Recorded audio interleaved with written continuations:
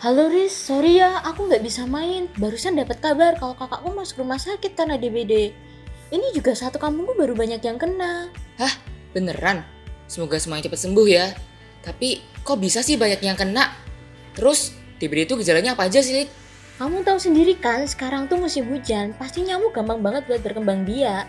Dan buat gejalanya tadi tuh kata dokter ada demam, ruam, sama nyeri sendi otot. Sama tadi tuh dicek kadar trombositnya rendah. Apa sih namanya? Trombositopenia ya? Hah? Trombositopenia? Gimana sih cara ngobatinnya? Terus ada nggak ya tanaman alami yang bisa ngobatin trombositopenia? Indonesia sebagai negara tropis memiliki tingkat kelembapan yang tinggi. Lingkungan yang lembab dapat memicu perkembangan nyamuk Aedes aegypti. Nyamuk jenis ini dapat menyebabkan penyakit demam berdarah dengue.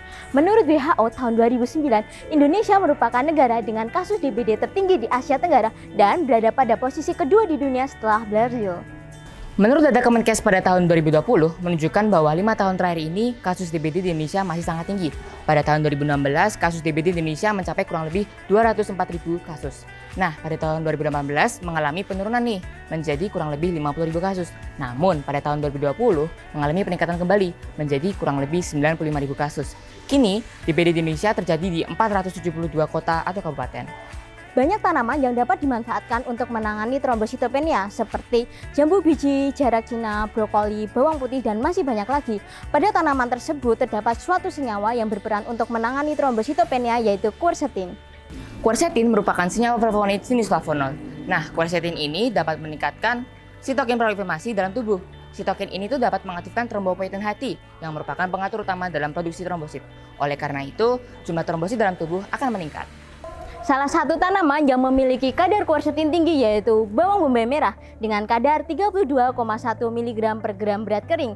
Selain itu, tanaman ini telah diteliti memiliki sifat antibakteri, antiinflamasi, dan memiliki potensi untuk kesehatan.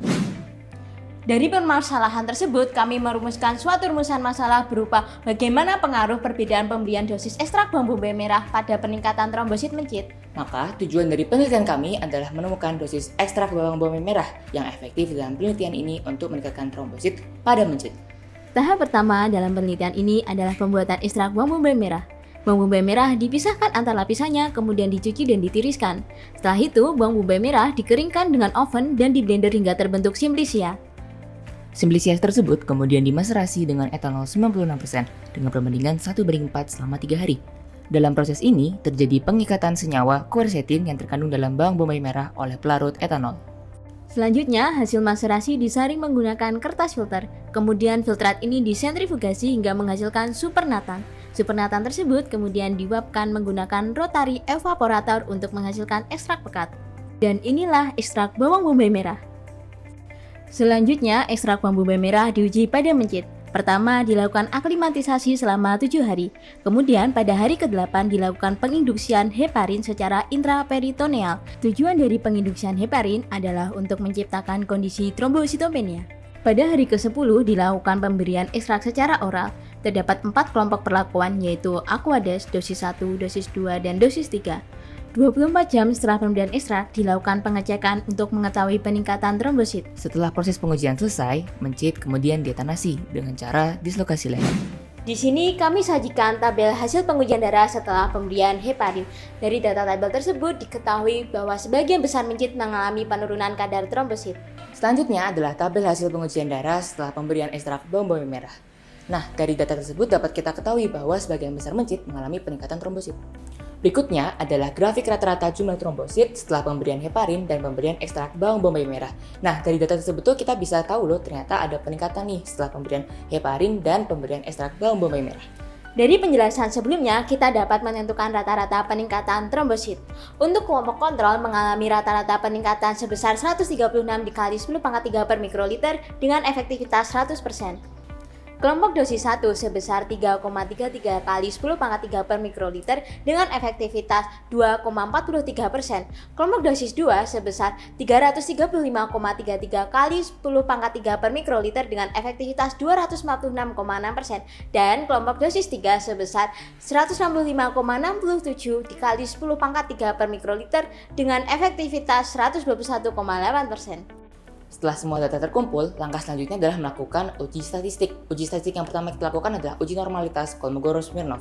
Nah, dari data-data tersebut menunjukkan nilai signifikansi P kurang dari 0,05, sehingga data tersebut berdistribusi secara tidak normal. Nah, oleh karena itu pengujian dilakukan dengan uji non-parametrik Kruskal-Wallis.